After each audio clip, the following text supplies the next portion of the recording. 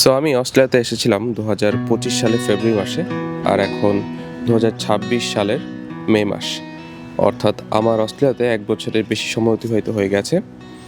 আর এই 1 বছরের বেশি সময় যাবৎ আমি অস্ট্রেলিয়াতে অনেক ধরনেরই জব করেছি।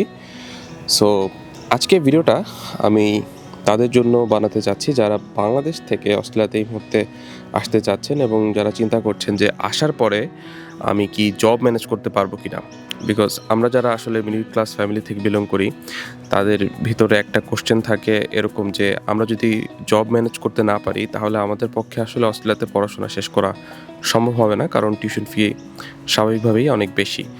সো যাদের ভিতরে এই ভয়টা রয়েছে তাদের জন্য একটা ছোট ভিডিও বানাতে চাচ্ছি, যেহেতু বললাম যে 1 বছরের থেকে কিছুটা বেশি সময় যাবত আমি অস্ট্রেলিয়াতে আছি এবং বেশ অনেক ধরনেরই জব করেছি। সো যেই প্রসিডিউরটা ফলো করে আমি জবগুলো ম্যানেজ করতে পেরেছিলাম এবং যেভাবে জব ম্যানেজ করা আমি মনে করি আমার জন্য হেল্পফুল হয়েছিল, সেই প্রসেসগুলোই আপনাদের সাথে শেয়ার করব। এবং আমি এই মুহূর্তে একটা জব করছি, বাট বাই এনি চান্স সেই জবটা যদি এই মুহূর্ত থেকে আর না থাকে, অর্থাৎ সেই জবটা যদি চলে যায়, বিকজ অস্ট্রেলিয়াতে কোনো কিছু আসলে গ্যারান্টিড না। অস্ট্রেলিয়াতে না, মানে ওয়ার্ল্ডের যে কোনো জায়গায় কোনো কিছুই গ্যারান্টিড না। আপনি একটা কোম্পানিতে জব করেন তার মানে এই না যে আপনার লাইফ সিকিউর।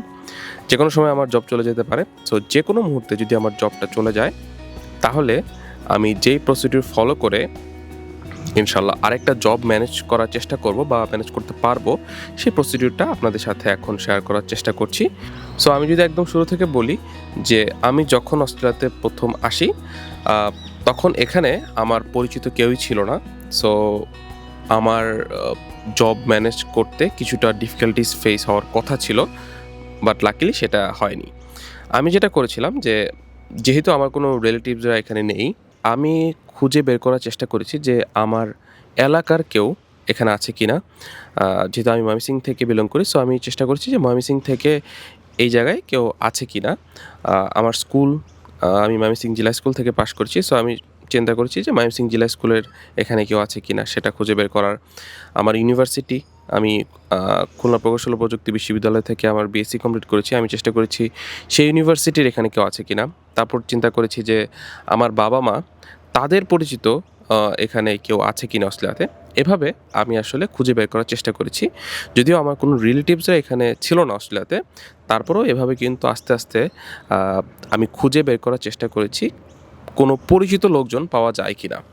সো লাকিলি আমি আমার এলাকার একজন পরিচিত মানুষকে খুঁজে বের করতে পেরেছিলাম, এবং সেও এখানে রিসেন্টলি এসেছিল, আমার এক পরিচিত বড় ভাই। সো তার মাধ্যমে আমি একটা জব ম্যানেজ করতে পারি শুরুতে, এবং সেও রিসেন্টলি এসেছিল এবং সেও একটা হোটেলে জব করছিল।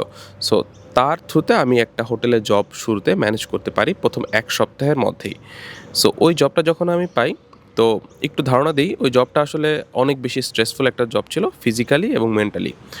তো তারপরও যেহেতু আমার হাতে আর কোনো অপশন ছিল না এবং বাংলাদেশ থেকে আমি খুব অল্প টাকা নিয়ে আসলে অস্ট্রেলিয়াতে এসেছিলাম, অ্যারাউন্ড $3000 তো সেই টাকা দিয়ে আমি যদি এখানে সার্ভাইভ করতে চাই তাহলে বেশি দিন আমার পক্ষে সার্ভাইভ করা সম্ভব হবে না।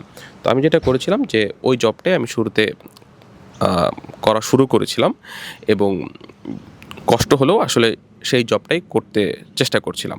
এবং ওই জবটা আমার জন্য আসলে সুইটেবল ছিল না, বিকজ আগেই বললাম যে ওই কাজটা আমার জন্য খুব কঠিন ছিল, ফিজিক্যালি খুবই হার্ডওয়ার্ক এবং মেন্টালিও খুবই স্ট্রেসফুল। আর ওই কাজগুলো আমি খুব ভালো পারতামও না। সো সেখানে আমার অনেক ডিফিকাল্টিস ফেস হয়েছিল। বাই দ্য ওয়ে, আমি যখন অস্ট্রেলিয়ায় আসার প্রস্তুতি নিচ্ছিলাম, তখন এই বাসা খোঁজার যে বিষয়টা, সেটা ছিল সবথেকে চ্যালেঞ্জিং পার্ট। Facebook গ্রুপ বা এলোমেলো কিছু ওয়েবসাইট ঘেঁটে আমি আসলে আমার পছন্দের মতো বাসা খুঁজতে পারছিলাম না। সেই সময় আমি এম্বার স্টুডেন্ট সম্পর্কে জানতাম না। সেটা যদি জানতাম তাহলে হয়তো আমার কাজটা আরো অনেক বেশি সহজ হয়ে যেত। এম্বার স্টুডেন্ট মূলত একটি হাউজিং প্ল্যাটফর্ম, যেখানে আপনি অস্ট্রেলিয়া, ইউকে, ইউএস, কানাডার বিভিন্ন ইউনিভার্সিটির আশেপাশে ভেরিফাইড বাসা খুঁজতে পারবেন। সবথেকে ভালো দিক হচ্ছে এখানে ফিল্টার করে নিজের বাজেট অনুযায়ী রুম খুঁজে পাওয়া যায়। আর এর যে সার্ভিস চার্জ, সেটা কিন্তু একদম ফ্রি। বুকিং প্রক্রিয়াটাও অনেক সহজ। আর আপনারা যদি চান তাহলে তারা আপনাকে গাইডও করতে পারে।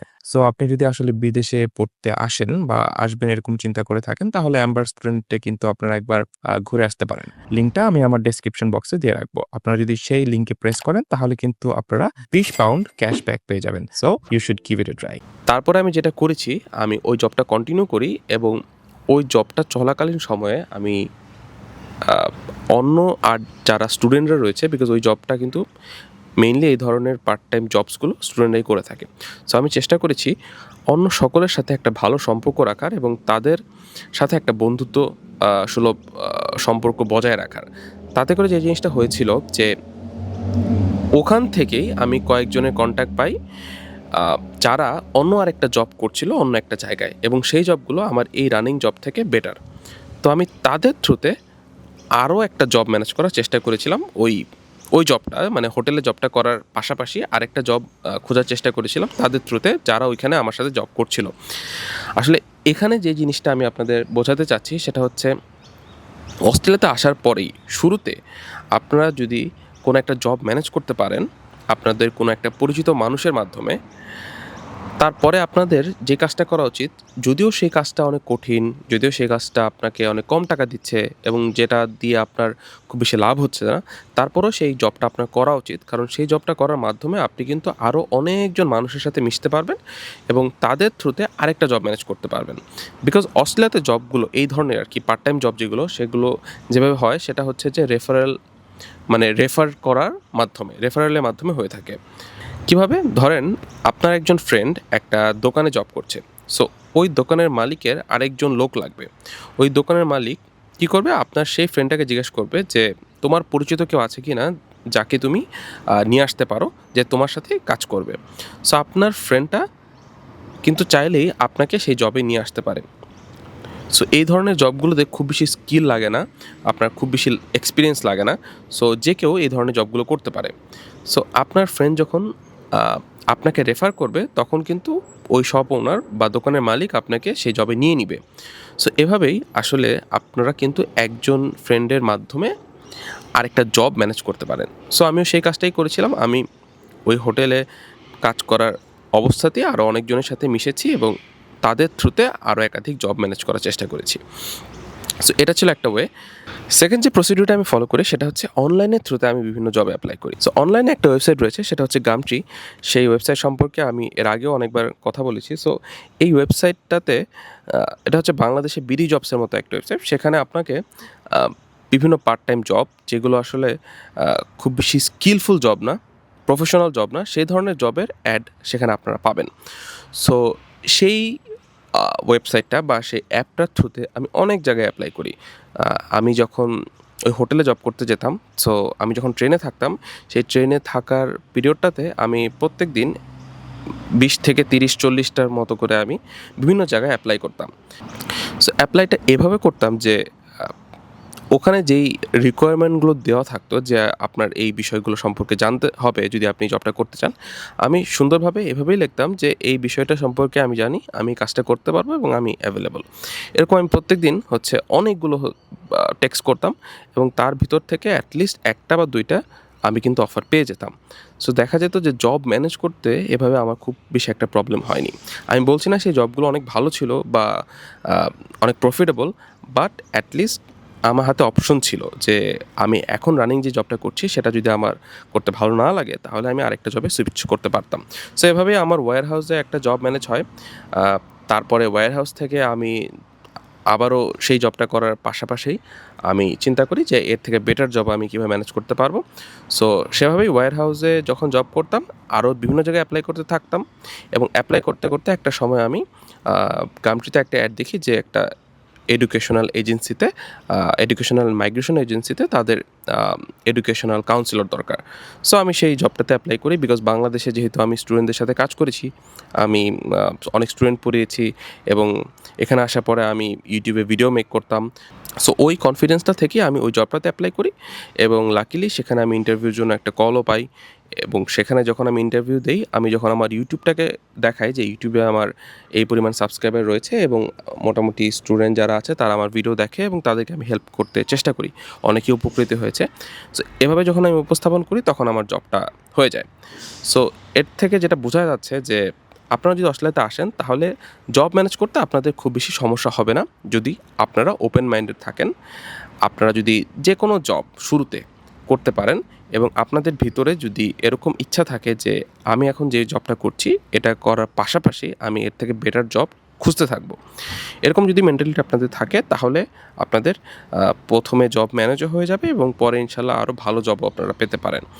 বিকজ আমি সবসময় চেষ্টা করেছি যে এর থেকে বেটার জব আমার জন্য কোনটা সেটা আমি সবসময় খোঁজার চেষ্টা করেছি। এবং এখানে আসার পরে অনেকেই দেখবেন আপনাকে বলবে যে রেফারেল ছাড়া কোনো জব হয় না। এই জিনিসটা আসলে সত্য না। বিকজ আমার ক্ষেত্রে আমি এখন যে রানিং জবটা করছি এডুকেশনাল কাউন্সিলর হিসাবে, সেই জবটা কিন্তু আমি কোনো ধরনের রেফারেল ছাড়াই ম্যানেজ করতে পেরেছিলাম। সো আপনারাও যদি জব ম্যানেজ করতে চান তাহলে রেফারেল ছাড়াই আপনাদেরও জব ম্যানেজ করা পসিবল। এর জন্য আপনাকে ওপেন মাইন্ডেড হতে হবে এবং অনেক বেশি ফ্লেক্সিবল হতে হবে। আপনাদের সবসময়ই নতুন নতুন জবে অ্যাপ্লাই করতে হবে। একটা জবে আপনারা যদি কমফোর্টেবল হয়ে যান এবং আপনারা চিন্তা করেন যে এটাই পেয়েছি, এটাই করতে থাকবো, এর থেকে আর ভালো জব আমি খুঁজবো না, তাহলে আপনাদের জন্য আসলে জব নেই। আর আপনারা যদি ভাবেন যে আমি প্রতিনিয়তই বেটার জব খোঁজার চেষ্টা করব, যদি এর থেকে ভালো জব পাই সেটা আমি করব, এরকম মেন্টালিটি যদি আপনাদের থাকে তাহলে আশা করি আপনাদের জব ম্যানেজ হয়ে যাবে। আরেকটা বিষয় হচ্ছে যে সবার কথা আসলে কানে দেওয়ার কোনোই কারণ নেই। যে যাই বলুক না কেন আপনি আপনার জায়গা থেকে চেষ্টা করতে থাকবেন। আমার সাথে আসলে অনেক স্টুডেন্টেরই কথা হয়, অনেক স্টুডেন্টই আমার সাথে দেখা করতে আসে। তো তাদেরকেও আমি একই সাজেশন দিই এবং তাদের ভিতরে অনেকেই আসলে জব ম্যানেজ করতে পারে এবং তারপরে এসে আমার সাথেও কথা বলে যে হ্যাঁ, আপনি ভাইয়া যেই পরামর্শ দিয়েছিলেন সেভাবে অগ্রসর হওয়ার পরে আমরা কিন্তু জব ম্যানেজ করতে পেরেছি। সো আমার মনে হয় যে জব সিডনিতে বা অস্ট্রেলিয়ার যে কোনো জায়গায় আছে, আপনাদের শুধু সেটা পাওয়ার জন্য চেষ্টা করতে হবে, অনেক বেশি মানুষের সাথে মিশতে হবে এবং বিভিন্ন অনলাইনের প্ল্যাটফর্মে গামট্রি বলেন, ফেসবুক বলেন, বিভিন্ন জায়গায় অ্যাক্টিভ থাকতে হবে এবং খুঁজতে হবে প্রতিনিয়তই। তাহলে ইনশাল্লাহ জব ম্যানেজ হয়ে যাবে। আর আমি যেহেতু সিডনিতে আছি, সিডনি পার্সপেক্টিভটা বললাম যে এখানে জব অনেক রয়েছে, স্টুডেন্টরা সবাই কিছু না কিছু জব করছে। বাট আপনি যদি রিজনাল এরিয়াতে যান তাহলে স্বাভাবিকভাবেই জবের পরিমাণ কিছুটা কম থাকবে, বা তারপরেও জব রয়েছে এবং মানুষ জব করছে। সো জব না করে কেউ বসে নেই। কারো ক্ষেত্রে হয়তো 1 মাস, কারো ক্ষেত্রে 2 মাস, বা কারো ক্ষেত্রে একটু বেশি সময় লাগতে পারে, বাট কম বেশি সবাই কিন্তু জব পাচ্ছে এবং জব করছে। সো যারা বাংলাদেশ থেকে এই মুহূর্তে আসতে চাচ্ছেন আমি বলবো ভয় পাওয়ার কারণ নেই। যেহেতু এখানে সবাই সার্ভাইভ করতে পারছে, কোনো না কোনোভাবে জব ম্যানেজ করতে পারছে, ইনশাল্লাহ আপনারাও জব ম্যানেজ করতে পারবেন। শুধুমাত্র ওপেন মাইন্ডেড হতে হবে। That's it. So this is all for today. Thanks for watching and see you guys next time.